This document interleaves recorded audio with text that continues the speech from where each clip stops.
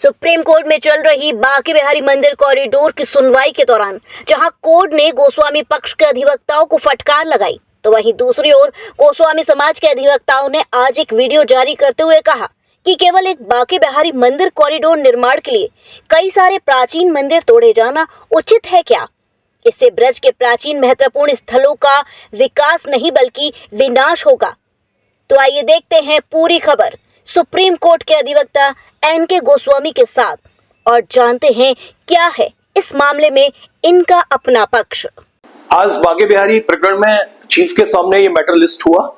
कल 29 जुलाई 2025 इसकी डेट थी और जिसमें कोर्ट को रजिस्ट्री द्वारा बताया गया कि इस मैटर में और भी इम्प्लीमेंट एप्लीकेशन और कुछ रिट पिटिशंस दाखिल हुई हैं, तो इन सभी मैटर को एक साथ क्लब करके इनकी सुनवाई एक ही बेंच में की जानी चाहिए। इसके लिए आज चीफ के सामने मेंशन भी किया गया और चीफ ने इसमें एक सप्ताह बाद की डेट लगा दी है और एक सप्ताह बाद इन सारे मैटर्स को क्लब करके इसकी सुनवाई की जाएगी। तीन मूल रूप से मुद्दे इस मिसलेनियस एप्लीकेशन के माध्यम से दाखिल किए गए थे। पहला था कि मंदिर का जो 300 करोड़ के आसपास का कोष है उसको कॉरिडोर के उपयोग के लिए प्रयोग में लाया जाए।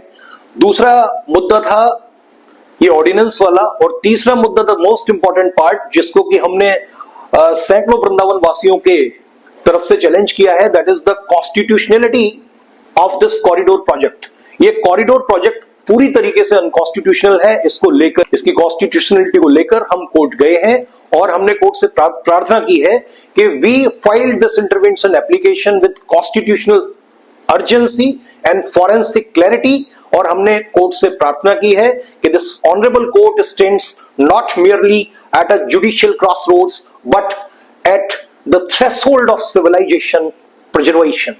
When the state weaponizes development to erase history, the court must become both the sword and shield of the constitution. ये तथाकथित Banke Bihari corridor, it is a textbook case of colourable exercise of executive power, जिसको कि इन्होंने development का नाम दिया है, लेकिन ये डेवलपमेंट नहीं है, ये डेसिक्रेशन है, ये पूरी तरीके से विनाश है वृंदावन का। ये project it violets the three bedrock principles of constitutionalism.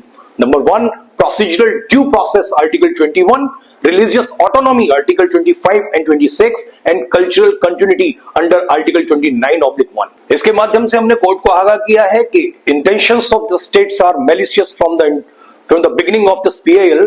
इस एप्लीकेशन के माध्यम से हमने ये भी आगाह किया है कि state is weaponising this judgement और this order to grab the property of the temple and other religious institutions and also threatening the people of Vrindavan. उनसे एक हाथ में तलवार है और एक हाथ में कंसेंट लेटर है। They want consent letter right by force, लेकिन वृंदावन वालों ने अभी तक ऐसा नहीं किया है। उन्हें कॉरिडोर के रूप में कोई भी कंसेंट अब तक प्राप्त नहीं हुई है। दूसरा, प्रशासन का उद्देश्य corridor first and safety last है, क्योंकि कई कमेटी बैठी हुई थी जो कि एक सुधीर नारायण जो जस्टिस हैं उनकी एक कमेटी बनी थी, उन्होंने जांच की थी, जांच कमेटी बनी थी।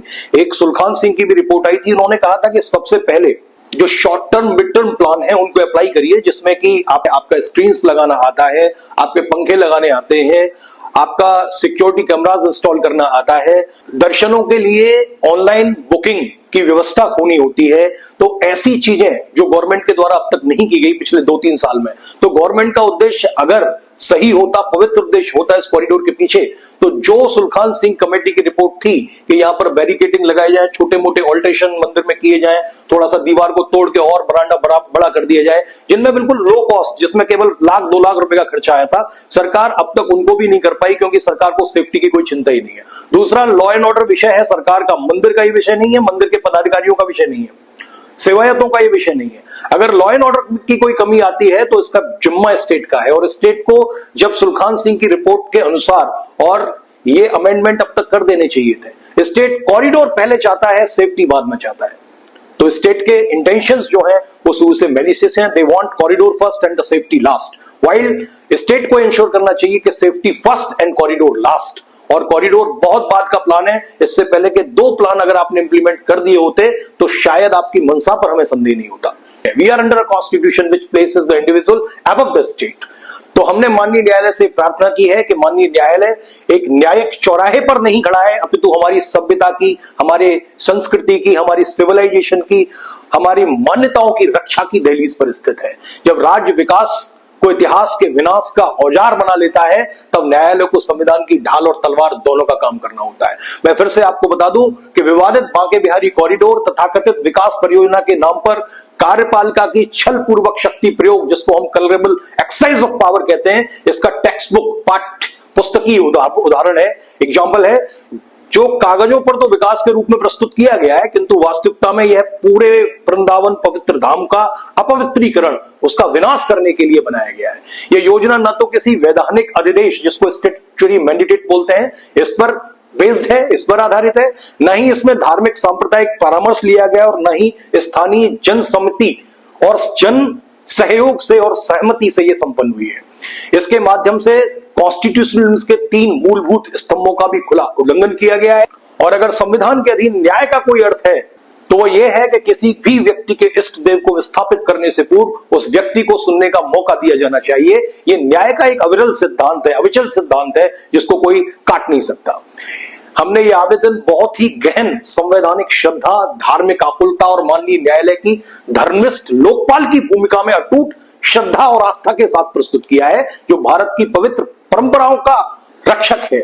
हमने ये विनम्र लेकिन फोर्सफुली और दृढ़ रूप से ये कथन किया कि वर्तमान जो कॉरिडोर की स्थिति है, ये एक आध्यात्मिक दृष्टिहीनता, स्पिरिचुअली टोन डीफ, स्थापत्य संवेदनहीनता, आर्किटेक्चरली डिसोनेंट तथा सांस्कृतिक रूप से विनाशकारी, कल्चरली कैटास्ट्रोफिक है। यह परियोजना, यह ब्रिज की पारंपरिक थीम, थियोलॉजी, पारंपरिक वास्तु और रीतियों के प्रतिकूल जाकर धरोहर स्थलों के बड़े पैमाने पर विध्वंस एवं पवित्र परिक्रमा पथों का मानकीकृत कंक्रीटीकरण करना चाहती है। मित्रों, बहुत सारे मंदिर हैं जो कि तोड़े जा रहे हैं इस परियोजना के कारण। बहुत सारी समाधियां हैं जिनको तोड़ा जाना सुनिश्चित किया गया है। बहुत सारे ऐसे पुरातत्व विभाग से संरक्षित मंदिर हैं जिनको तोड़ने के लिए आज ये सरकार प्रतिबद्ध है। किसी एक मंदिर को निखारने के, सजाने के, संवारने के लिए आप पूरे और मंदिर जो उसकी पेरीफेरी में आए उसका विनाश कर देंगे। ये कहां का न्याय है? It is clearly violation of article 14 of the constitution, जो कि आपको राइट प्रोवाइड करता है इक्वलिटी का। कि गंभीरता और आध्यात्मिक निष्ठा के साथ हमने ये निवेदन किया है। श्री वृंदावन धाम कोई भूमि नहीं है, यह साक्षात आराधना का मूर्त रूप है। यह कोई ऐसा भूखंड नहीं है जिसे राजस्व कोड या नगर योजना अधिनियम की धर्मनिरपेक्ष व्याख्या के अनुसार मापा जा सकता है, जोन या वस्तुकरण इसका किया जा सकता है। वस्तुतः यह एक न्यायिक तीर्थ है। यह एक ऐसा पवित्र जीवित शरीर है जो धर्मशास्त्रीय परिभाषाओं और नित्य अनुष्ठानों से संचालित होता है, जिसे राष्ट्र की अंतरात्मा में प्रतिष्ठित किया गया है और संविधान की आत्मा उसका रक्षक है। इसे किसी अन्य दृष्टि से देखना एक देवता को विच्छेदन करने और एक सभ्यता को विस्मृत में भेजने के समान होगा। जिस प्रकार मानव शरीर में 7 द्वार होते हैं जिनसे चेतना का प्रवाह होता है, उसी प्रकार वृंदावन में 7 देवालय हैं जो 500 वर्षों से भी अधिक प्राचीन हैं। ये केवल स्थापत्य ढांचे नहीं है, अपितु श्रद्धा के अस्तित्वगत आधार हैं जो मिलकर ब्रज की पवित्र देह की संरचना बनाते हैं। इनमें से किसी एक के साथ छेड़छाड़ करना संपूर्ण ब्रज की पवित्रता को नष्ट करने के बराबर है। ये जो कुंज गलियां हैं, कुंजन कुंजन फिरत राधिका शब्द सुनत मुरली को, कुंज बिहारी श्री हरिदास, तो ये जो कुंज गलियां हैं, जो छायादार और संकीर्ण पवित्र मार्ग है, ये कोई व्यापारिक गलियां नहीं है, अपितु दिव्य शरीर की धमनियां हैं। ये केवल यातायात नहीं बल्कि आध्यात्मिक ऊर्ध्वगमन को प्रभावित करती हैं, रासलीलाओं, परिक्रमाओं और नित्य अनुष्ठानों की ऊर्जा को वहन करती हैं। ये कोई सामान्य गलियां नहीं है जिनको कि आप चौड़ीकरण कर दोगे।